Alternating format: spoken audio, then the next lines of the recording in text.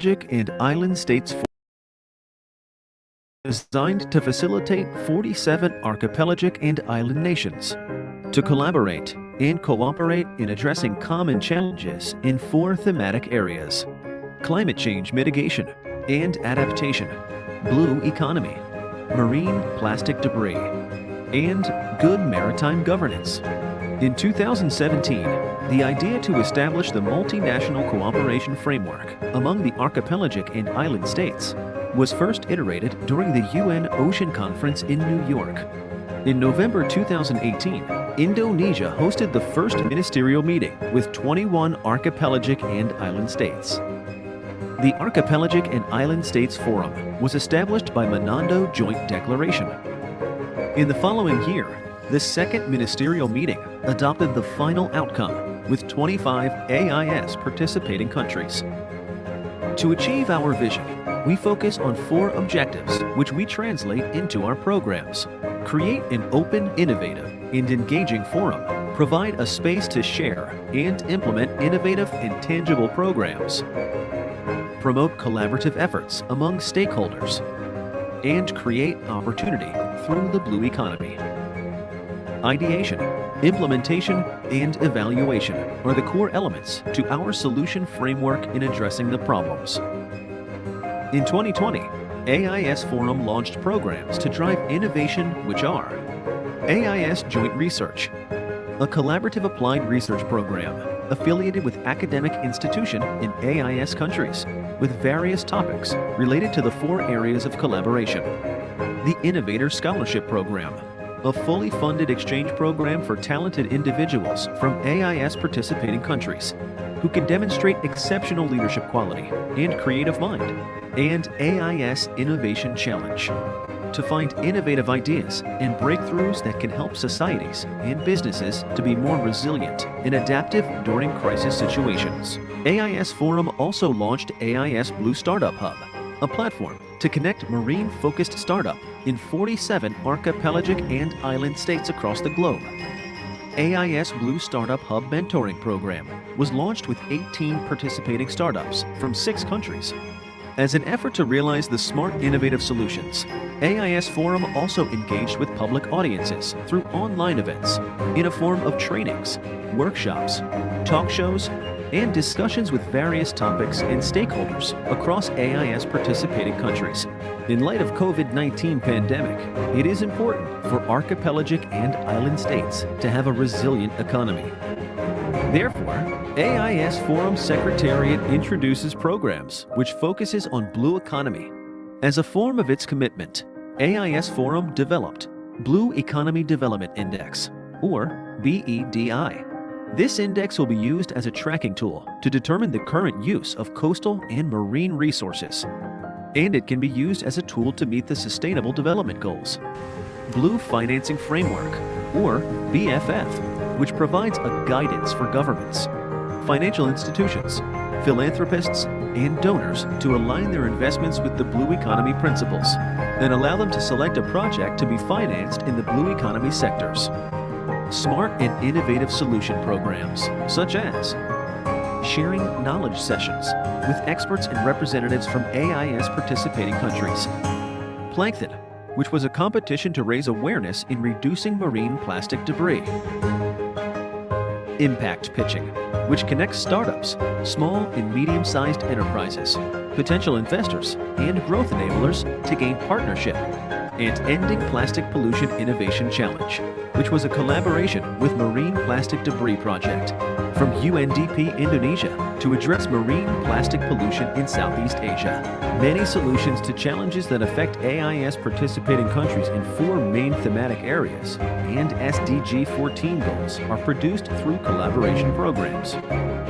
These programs will explore opportunities through innovation and experiment that benefits on a local, regional, and international scale through sharing knowledge and experiences between AIS participating countries.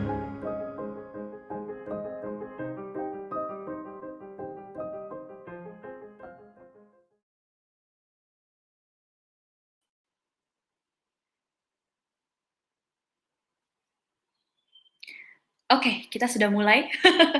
Halo, sahabat Mengapa Indonesia. Kembali lagi bersama saya, Akita Verselita, di acara Bincang Alam Mengabai Indonesia yang setiap Jumat kita berkumpul sama-sama di berbagai kanal sosial media Mengabai Indonesia. Mungkin teman-teman semua, sahabat Mengabai, sudah ada yang bergabung di YouTube, di Facebook, atau di Twitter, atau di Instagram, gitu ya. Dan senang sekali kita bisa bertemu lagi di minggu ini, sebelum besok itu sudah mulai Lebaran ya, untuk teman-teman Muslim yang sedang melaksanakan ibadah puasa gitu. Nah, terima kasih sekali untuk teman-teman yang sudah bergabung. Kali ini agak spesial lagi karena kita masih ngomongin isu-isu soal laut, dan masih spesial juga karena kita akan mengundang narasumber yang bukan orang Indonesia gitu. Jadi kita akan melaksanakan atau berdiskusi dalam bahasa Inggris, tapi nggak masalah karena teman-teman semua jika memang ingin bertanya, silahkan banget untuk menuliskan pertanyaan sahabat Mongabe semua di kolom chat YouTube, kolom Facebook, atau di mention aja ke Twitter, dan juga tulis aja di Instagram. Nanti saya bantu translate deh gitu untuk teman-teman yang punya pertanyaan gitu ya. Dan seperti biasa juga, jangan lupa untuk absen supaya kita tahu nih teman-teman dari mana aja sahabat Mongaba yang sudah bergabung. Di sini saya sudah kelihatan nih ada beberapa teman-teman yang udah bergabung nih. Wah, ada dari Cijeruk nih, Mas Kris Warau. Lalu di Ketapang, Kalimantan Barat, ada Jayang Kalam. Siapa lagi? Wah, udah lumayan rame. Ada Mas Harisman di Kampar, Riau, katanya. Lalu Ikmawan Prakasa di Jakarta.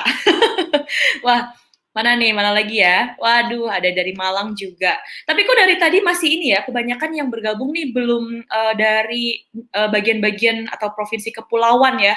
Padahal kita hari ini diskusinya tuh adalah tentang konservasi ekologi dan narasi penjaga laut adat di Kepulauan Fiji. Jadi untuk episode Bincang Alam kali ini kita akan bekerja sama dengan AIS dan UNDP, dan kita akan membahas tentang isu bagaimana sih di Kepulauan Fiji yang sama seperti di Indonesia, sama-sama kepulauan negara kepulauan begitu, mohon maaf, dan sama-sama negara kepulauan. Jadi kita bisa sama-sama belajar apa sih kearifan lokal yang masyarakat di negara Kepulauan Fiji itu diadaptasi, dan juga apakah sama juga nih dengan mungkin kearifan lokal yang ada di Indonesia juga begitu. Nah, di sini ada satu narasumber kita yang bernama Rufino Varea. Beliau adalah PhD candidate of the University of the South Pacific. Dan mulai dari sekarang kita akan bicara dalam bahasa Inggris. Oke, hi Rufino, how are you? I think you are still on mute. Sorry about that. Hello, everyone. Hi. I'm good, thanks. Nice to meet you. Likewise. I'm so happy to be here. Thank you for having me. Yeah, thank you. Thank you for joining us. As you can see, there are plenty of Mongabe friends that has been joining us today.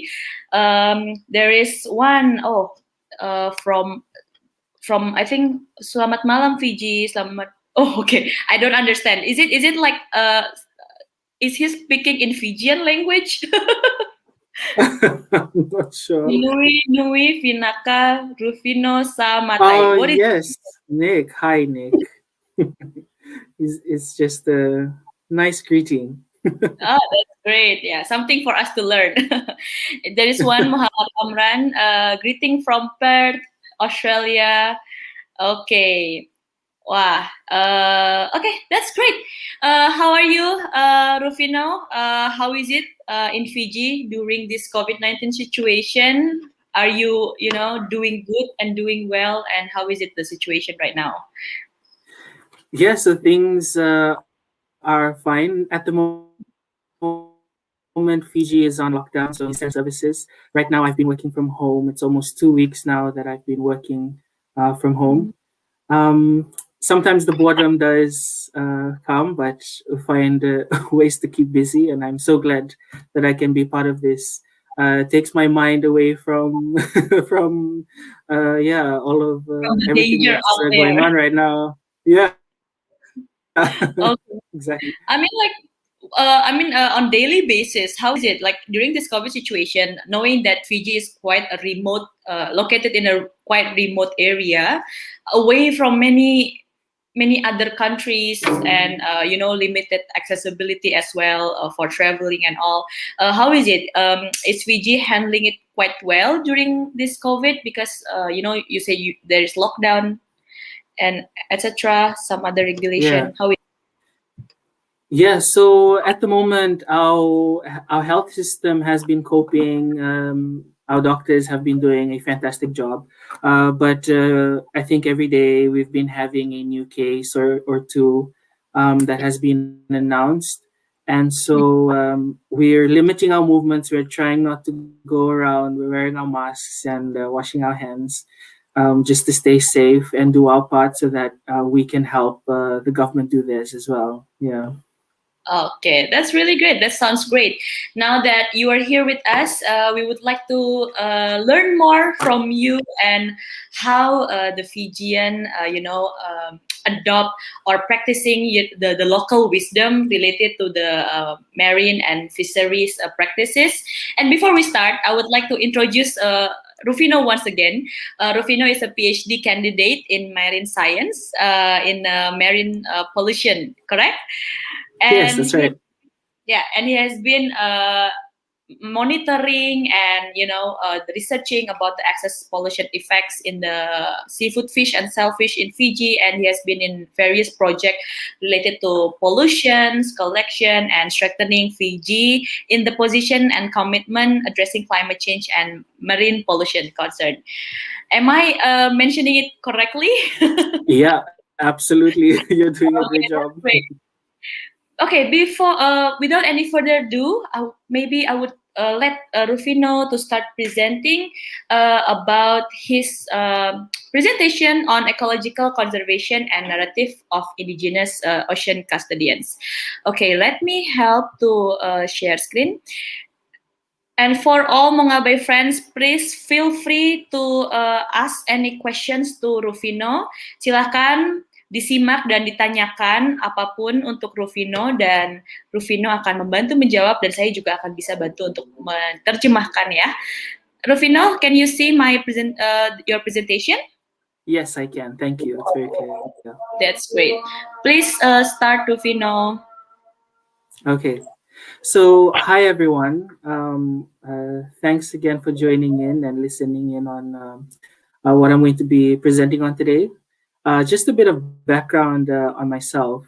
So, my research is in the area of marine sciences, as was mentioned, and basically, I'm interested in establishing pollution baseline data in Fiji using seafood fish and shellfish so that we can better understand the dynamics and the threats that are currently posed to our marine environment and human activity.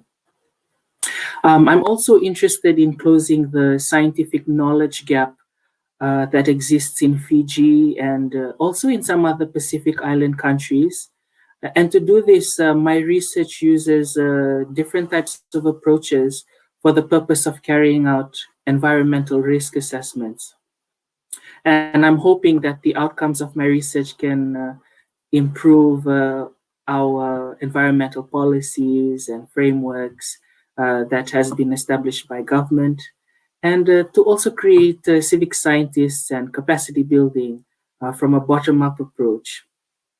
And so today, I would like to shed some light on some of the work that I have been doing in and around the fishing and marine spaces. So I will be looking at a community-based marine management system and how it relates to social equity among marine fishers or ocean custodians in the context of Fiji. So traditionally, indigenous Fijians have had land and marine tenure systems that have been embedded in their culture. And the land they call the Vanua, and the marine spaces they refer to as Ngoli Ngoli. And so the land and marine spaces have been managed and governed by customary law, and this has been informed by traditional ecological knowledge. Today in Fiji, there are around 411 registered customary marine spaces, or ngolingolis, and it spans a little over 30,000 square kilometers. And the customary tenure system itself, it's very complex. It can be complicated as well. And it's deeply rooted in tradition and genealogical links and networks. It has been around since 1880, and vast areas of these traditional marine spaces has been held by the communities, the indigenous communities themselves, the people. And under their care, under their custodianship, these marine spaces have been governed by customary law and practices such as taboo areas or no-take zones. And in essence, it's driven by cultural traditions as opposed to legal frameworks like marine protected areas or locally managed marine areas, where the goal is to restore ecosystems or conserve or protect resources. So in this slide, is my case study area that I'm going to present on. This is called the Mba province. It is a province that consists of 21 districts and 107 villages. And it's actually the most densely populated province in Fiji. And of these 21 districts in the province of Mba, I'll be talking about this particular province called Votua. And it's made up of 6 villages. And so the communities here, they share a customary marine protected area. And a good portion of the mangrove forests, the mudflats, and also the sandflats. And the people here, they rely on the harvesting of mud crabs and prawns, primarily for income. So the fishing and the extra catches, like from prawns and crabs, they still use it as a means of daily sustenance as well. And the local fishers are mainly women. So women make a very generous income from the sale of and harvest of crabs and prawns. And the women take care of most of the family's essential and immediate needs. And just for context on how much they can earn, so one bundle of crab could go for 140 to 180 Fiji dollars in the market. And many of the fisher women can earn on average 500 Fiji dollars, and that's approximately 3.5 million rupees. And that was pre-pandemic. Right now, things are a bit tough due to our situation, as I had mentioned earlier. Anyway, so women can spend up to 3 to 4 hours a day in the mangroves, and usually they take Friday and Saturday mornings off to take their catch to the markets to sell. So in a normal day, the women would begin at around 4 o'clock in the morning. They would prepare their meals for the family, complete most of the household chores that they would do before they leave to catch fish and shellfish and crabs from the mangroves. And they'd leave around 7 o'clock in the morning. And for these ocean custodians, their skills of catching and meeting their daily quota so that they can feed their families, they've been using skills that has been perfected over many generations. And I've been working in this community, I think over 5 years now. So I can comfortably speak to the work that I've been doing in the community and share some of the stories out of these communities. So in our next slide, before I move forward, in this next slide, this is just something I'd like for us to recognize. So this slide tries to give a simplified view of how traditional fishing grounds are managed or used, and how it is practiced even at the very local level. We can see right at the bottom here, this final group that is mainly impacted are women, youths, and minority groups in Fiji. And so these marine spaces, for those of us here who are not familiar with the Ngolingoli, again, the Ngolingoli, or these marine spaces, also includes the traditional fishing rights that the people in this community holds, and they can access the resources through their customary fishing rights. And the ownership of the resources, it's actually vested in the state. So the state actually owns the resources in these marine spaces, but the community has customary or stewardship rights over these marine spaces that they can use to harvest and feed for themselves, and make an income for themselves. And the two are very important because the involvement of women and youths at this level of decision making, it's very close to zero, almost absent. So women hardly participate at the decision making level. So at the very local level, because of the nature of inheritance and ownership in the Fijian culture, it's patriarchal. So if you're a male descendant, you get to inherit and take stewardship over these resources and claims over these resources. But many of the people who are in the last category here are placed at a disadvantage from the very beginning. So it's quite difficult for them, even though they make up, they do a lot of things. They contribute a lot to the local economy, and in most cases, the breadwinners of their family. And the government policies and the legislations, or even the traditional and customary laws that are related to conservation, protection, and mitigation of the marine spaces, it also impacts the livelihoods of the women, of the youths, of the minority groups in these communities. And right now we have adaptation programs that are supposed to help the disadvantaged groups to cope with the changes, but it doesn't always properly compensate them for any loss that they experience in terms of their own livelihood security. And in the villages here, the ones that I work with, the women are not provided with alternative sources of income if these losses come about, the losses to their livelihood security. So they are impacted.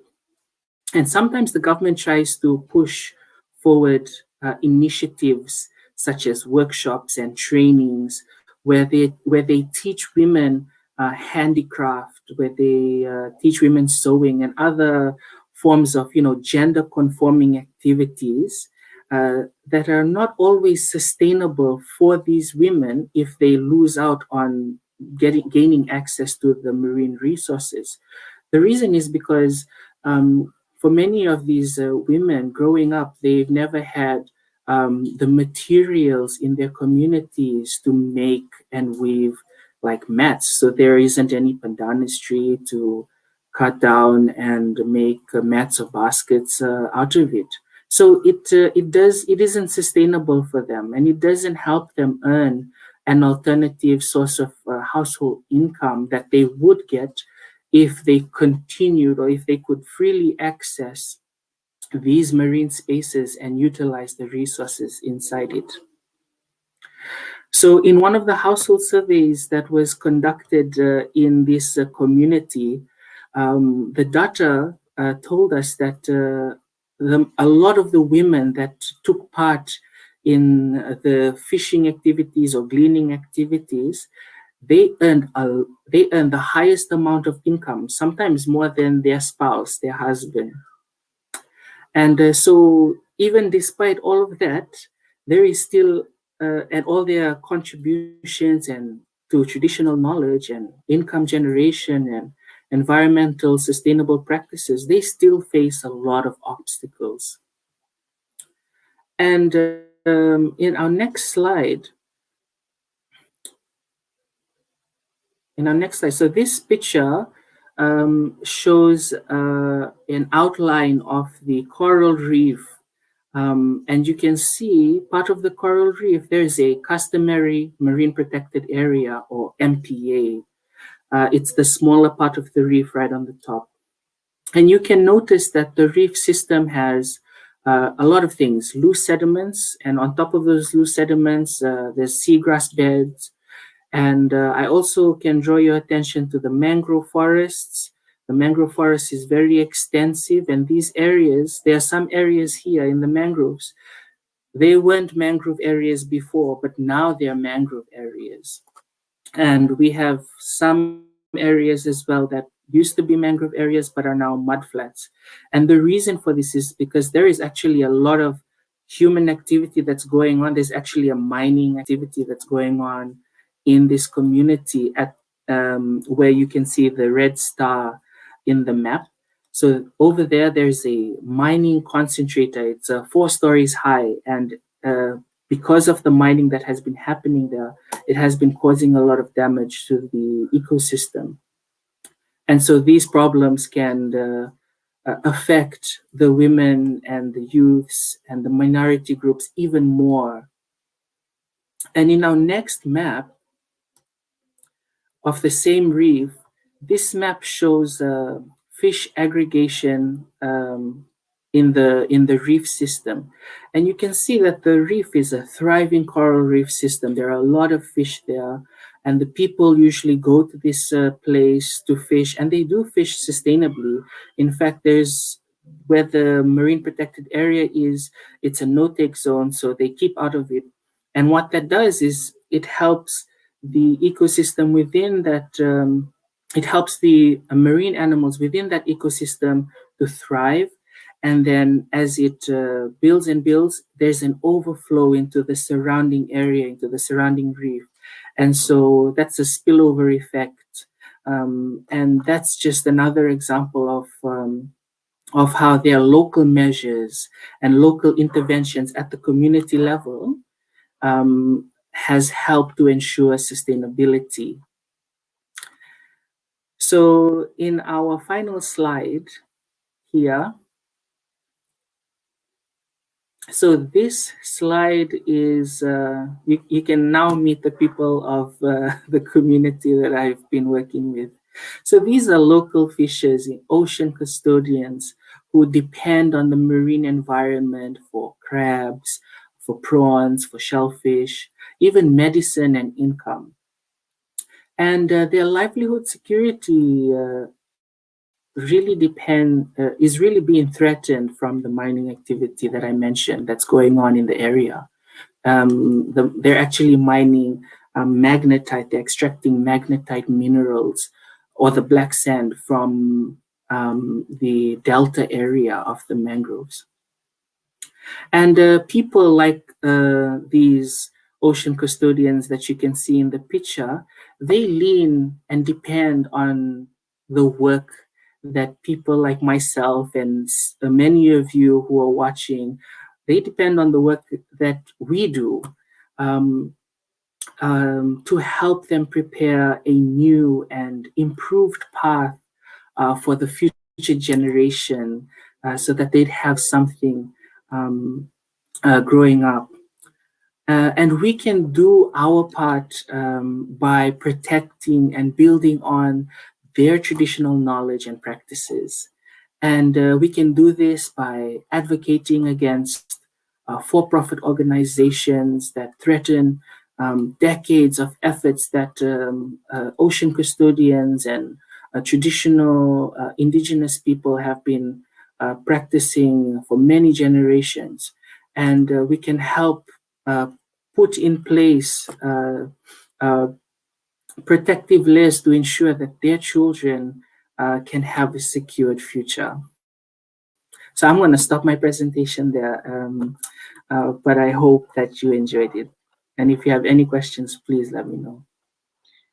Okay, that's great. Thank you so much, Rufino, for sharing with us. It's really a new perspective for us, since we are both are archipelagic countries, and we have like we are a nation with so many islands, right? How many islands is Yes.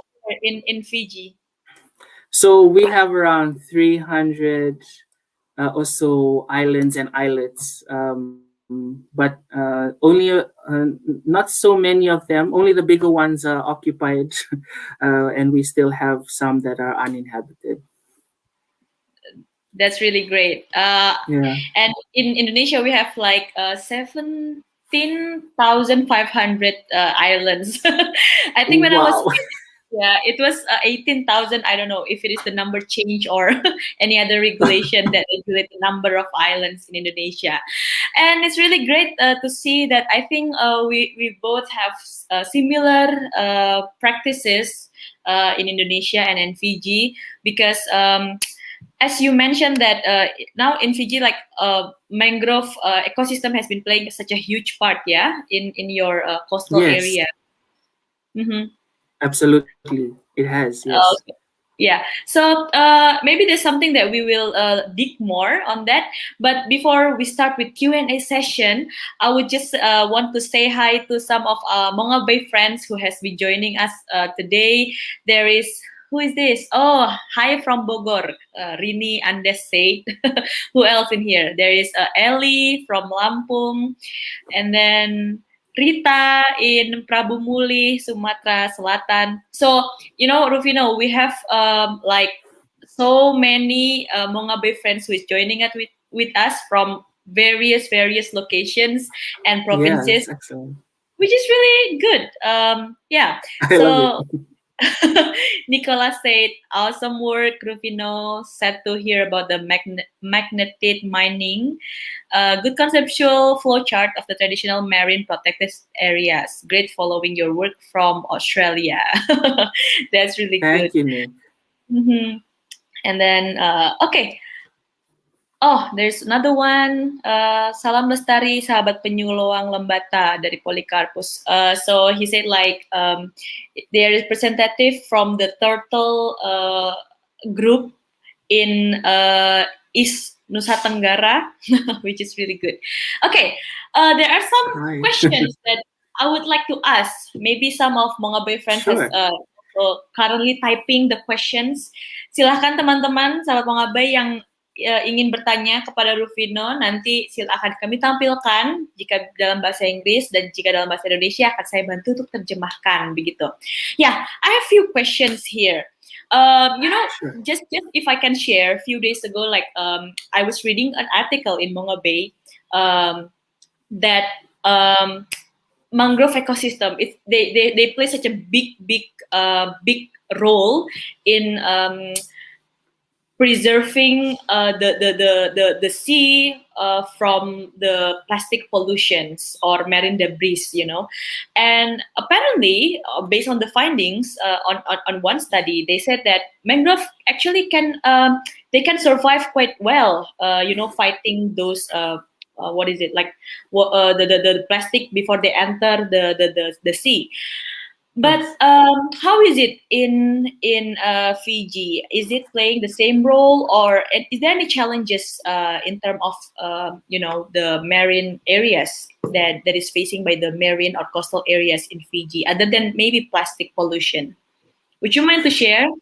Yeah, sure. So there is actually a researcher at the university that I'm studying in, and she did her research on the very thing that you were talking about, and she found that in Fiji, mangroves are very resilient. They're high pollution tolerant, and they act as they help stop some plastics from entering the oceans.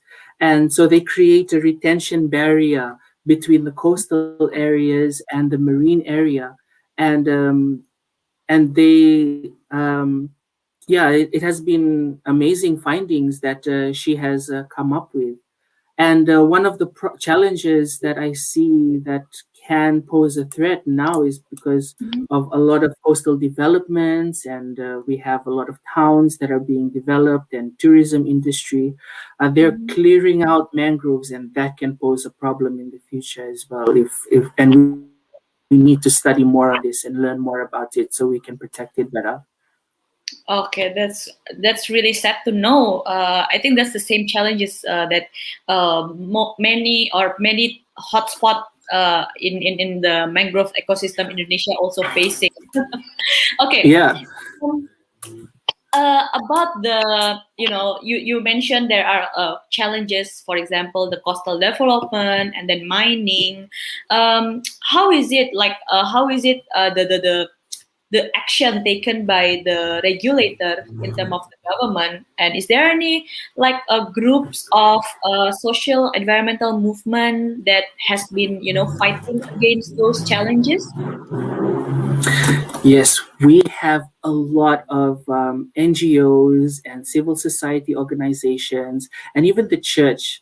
Some of the churches and religious sectors have stepped in to advocate against mining, and the government has been pressured through the media and through online spaces to change and review some of their national legislations that relate to mining, such as the Mining Act, our Environmental Protection and Management Acts, and things like that. So we've had a lot of active groups coming forward to speak out against the devastating effects of mining in coastal environments.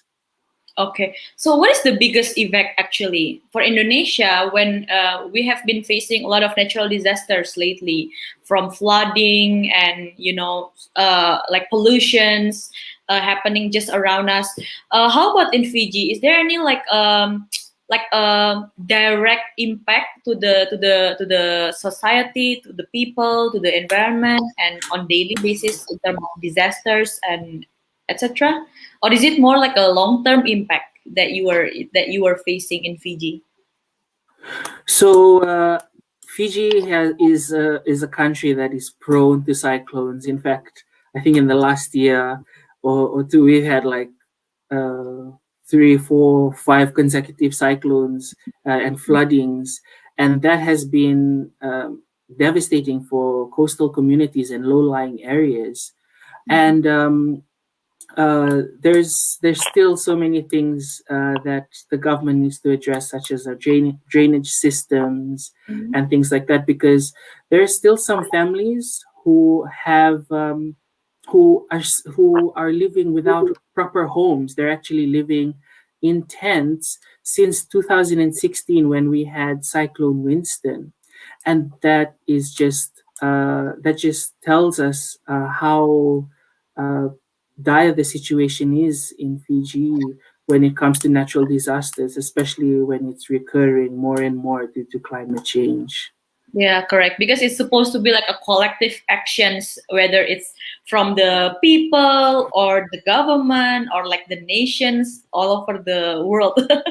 Okay, Yes, yes. correct. All right, there is a questions here coming from Nicholas, and it is in Bahasa Indonesia. It's in Indonesian language. I will help to translate. So Nicholas asks, I hope I translate correctly. So he asked like, if we run a transact to measure the quality of seawater from the mouth of the BA River to the reef, would there be much change in that? And do corals help to raise pH or to prevent acidification? Wow, this is quite technical questions. Would you be able to answer? I'll do my best. Thank you for Yeah. the question, Nick. So, so yes, definitely. So sedimentation has been a very big problem, and more recently, it's becoming worse. And the reason for this is the way that this particular mining concentrator works. So what happens is it's a floating structure. It just sits on the water, and it has pipes that run down to the riverbed, and it Okay. suctions up sediments, and then it processes and takes whatever minerals that they want, and Mm. and the minerals only make up 7% of whatever sediments that they extract. The rest of the materials is pumped back out into the mangrove areas, and it starts to dry up the mangroves, and the mangroves die. And for coral reefs, since it was part of your question, they depend on sunlight. And when a lot of these sediments start to accumulate and start to float, it blocks out sunlight. And so the Oh, yeah. sunlight penetration into the water decreases, and that kills the corals in that area. And it's really sad. It's really sad how that works. Yeah. And when the corals are killed or if they're dead, of course, all the fishes and other like marine species would die as well because they don't have like a house and a source of food. Is it correct, Rufino? Yes, absolutely. And the Mbar River, that particular Mhm. river is one of the largest rivers in Fiji. So, from all the dredging, when there is a flood or very heavy rain, all Mhm. that water that comes from the water catchment area down to the river delta, it takes so much sediments with it, and it just creates a much, much bigger problem. Yeah, and it's also like maybe in one way the economic value will be also decreased in terms of the usage of the potential. For example, if there's like sediment, that means the impact is also in tourism and some other maybe fisheries. Is it correct? Yeah. Yeah, Okay. Wow. yeah. Thank you so much. There is another questions from Nicholas. He said, "Thank you, Rufino. Very helpful insight." So, can Rufino help to create or to share a list of the species of fishes in the estuary Ba estuary? Currently, I am doing a study, so this will help. So, is there any list or data related to the estuary related to fish species in there? Maybe you can contact Nicholas, or Nicholas can help to contact you. Definitely, yeah. I think there's a lot of information that I can give on that, but I'll definitely reach out to him personally and give Oh, him okay, some of that information. Yeah. that's good. Thank you so much. Thank you, Nicholas, for the questions. Back to our discussion just now. There is like a sediment caused by mining industry is the biggest challenge right now. So, what do you think is the best practice to stop the threat or the impact of the mining industry that in the coastal area? Would it be enough for us just to plant more mangrove or to transplant more corals, or there would be like more more active or enforcement, like shutting down the mining business? Or what do you think would be the best practice in Fiji, Rufino? Yeah, so that's a very important question, and it is country dependent. And for a country like Fiji, when it comes to minerals to mine, it's not so much. Actually, the mining industry makes up only a fraction of Oh, our country's GDP. So the need to have mining in Fiji is almost close to zero, yeah. if I can say so myself. So for in my to my knowledge, I would say that there is no need to have mining in Fiji. It should be we should get rid of it. Okay. But in other countries where there are minerals and the government does want to venture into that area, they should really look at ways to improve legislation to help police the activity, ensure that it isn't causing devastating effects on marine systems in Mhm. the area, because eventually it will affect the coastal communities and the people that depend on it. That's correct. Okay, you mentioned there is a crab fishing and some other as well, like tourism. So, do you mind to share like is it only for domestic demand, or is it also fulfilling international demand in terms of contributing to the GDP? What is the main business in the coastal area in Fiji actually? The main Okay, resources. yeah.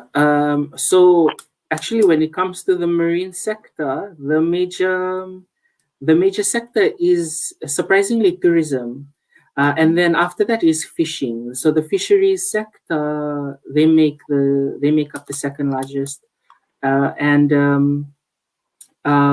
that's on a commercial scale. And we do not have the capacity. Fiji does not have the capacity to buy and invest in our own fishing vessels. So what we do is we give out licenses to other foreign fishing vessels to come in to our waters and catch fish.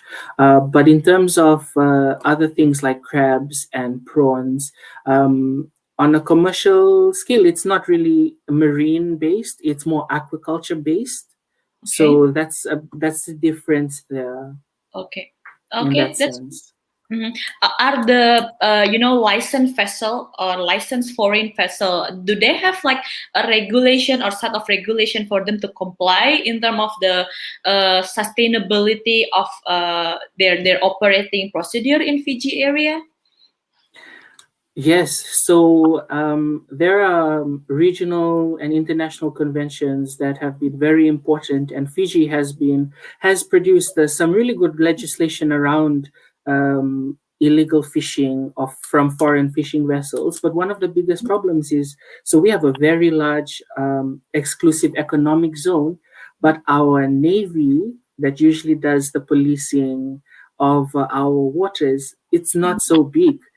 So sometimes we have a Marine Safety Authority of Fiji that also helps in policing. But again, when it comes to the manpower to police and ensure that they are sticking to the laws of Fiji, that is a challenge for us.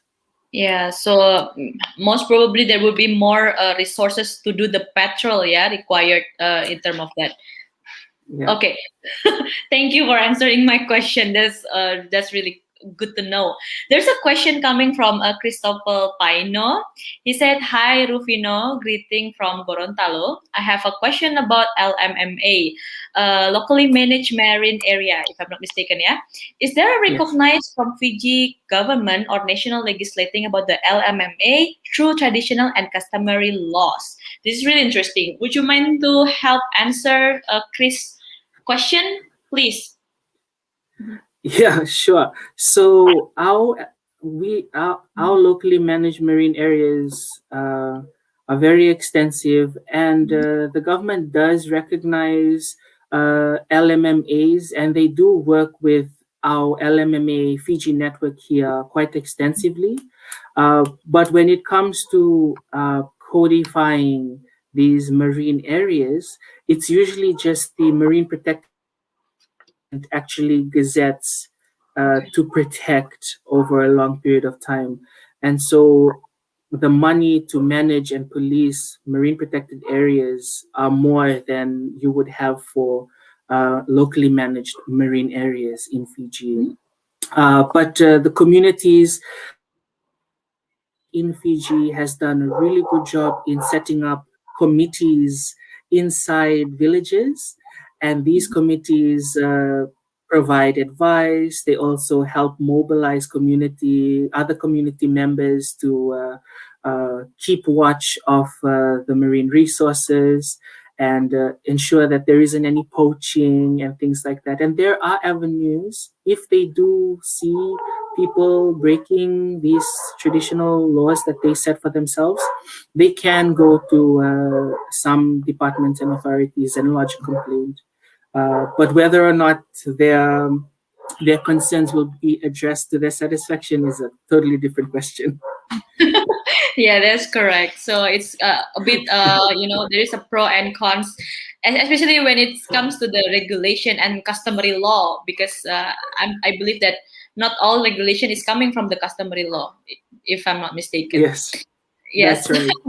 Okay, thank you so much, Christopher, for the questions. There's another question from our Mga Bay friends here, Rista Christianingsi. I would like to help to translate. So her question is, what is the correlation between the or the what is the correlation between the improvement in the conservation of endemic plants to the potential diversity of the endemic species in marine, such as fishes in Fiji.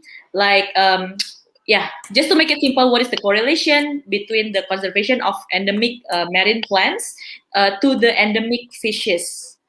Yeah, please. Okay, so that isn't actually my area of expertise, but I will do my Oh, best to okay. give an answer. Mhm, So what I can say is I don't know if there is any correlation, mhm, but what I do know is that when it comes to traditional knowledge, there are some practices such as when a certain type of flower blooms, the people know like, oh, this is actually when this particular type of fish is spawning, and mhm, so they will be able to know when to go out fishing for this particular fish or when not to. So they do rely on traditional knowledge in that sense, but mhm. in terms of whether there is a correlation between endemic plants and endemic fish, I'm actually not aware, but I can give you an answer later. I'll have to talk to a few people about it. No problem. So actually, when I think what I can say is like, so by conserving what's supposed to be living in a area like such an endemic plants, of course the other surrounding Okay. yeah ecosystem will also grow and live as well, because there's like a chain of change of ecosystem that is working one for another. So yeah. Yes, absolutely. We've actually UNDP had actually so the United Nations had funded a Reach the Reef program in Fiji, and they also did the same in other countries. And this is because there is a very important connection between ecosystems from high up in the river catchment areas or high up in the mountains all the way down to our marine environment. So that Reach the Reef connection is very important. If we start cutting down trees in the inside of our forests, all the sediments from there will eventually wash down from heavy rain and end up in our oceans, yeah, or rivers. Okay, that's really bad, of course. Thank you for sharing. Okay, just simple questions. You mentioned about the customary law and how is it like quite patriarchal, practicing in the coastal ecosystem and the local people. How is it diverse from time to time? Is there any specific like transformation from what Fijian people has to use to do back then in the past and what they do right now when you know customary law maybe have changed due to different kind of or shifting some culture or habits? Would you mind Yeah, to yeah to yeah. explain I to us? think that's a very good question.